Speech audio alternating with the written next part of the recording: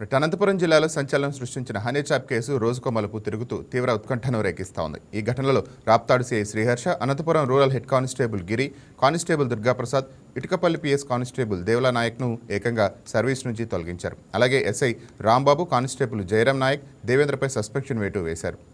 Anantapuram rural పిఎస్లో CI శేఖర్ను Kurnool range సరెండర్కు చేశారు. 3 టౌన్ సీఐ రాజేంద్రనాథ్ యాదవ్ను ఇప్పటికే వీఆర్కు పంపించారు. ఈ వ్యవహారంలో మరికొందరు సీఐలు, ఎస్ఐల పేర్లు కూడా వినిపిస్తున్నాయి.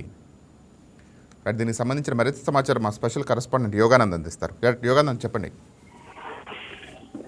రాజేంద్ర, ఉమ్మడి అనంతపురం జిల్లా మాత్రమే కాక ఏపీ వ్యాప్తంగా తీవ్ర సంచలనం రేపిన హనీ ట్రాప్ కేసు రోజుకో మలుపులు తిరుగుతోంది. ఇందులో పోలీస్ అధికారులు భారీగానే ఉన్నట్టు కూడా మనకు సమాచారం అందుతుంది. ముఖ్యంగా సుమారుగా 8 మంది సీఏల పోలీస్ స్టేషన్ల పరిధిలో ఈ ముఠా విస్తరించి తమ కార్యకలాపాలు చేసినట్టు కూడా మనకు సమాచారం అందుతుంది. అందులో బాగా రాప్తాడు సిఐ శ్రీహర్ష, మరికొంతమంది కానిస్టేబుల్లను ఏకంగా సర్వీస్ నుంచి రిమూవ్ చేయడం కూడా తీవ్ర సంచలనం రేపని చెప్తుంది. అదేవిధంగా రూరల్లో పనిచేస్తున్న ఎస్ఐలు మరియు కొంతమంది కానిస్టేబుల్ ఏదైతే ఉన్నారో వారిపై సస్పెన్షన్ వేటు వేశారు. అదేవిధంగా రూరల్లో పనిచేస్తున్న సిఐపై కూడా బదిలీ కర్నూలు రేంజ్ వీఆర్కి బదిలీ చేస్తూ కూడా ఆదేశాలు జారీ చేశారు. దీంతో మరికొంతమంది రాజకీయ ప్రముఖులు కూడా ఉండొచ్చు కూడా ఇప్పటికే వినిపిస్తుంది.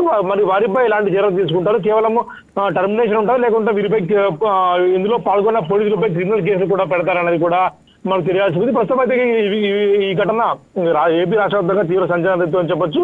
దీనిపై మరికొంతమందిపై కూడా చర్యలు తీసుకునే అవకాశం కనిపిస్తుందని తెలుస్తుంది. Rajendra, right, thank you యోగన్న.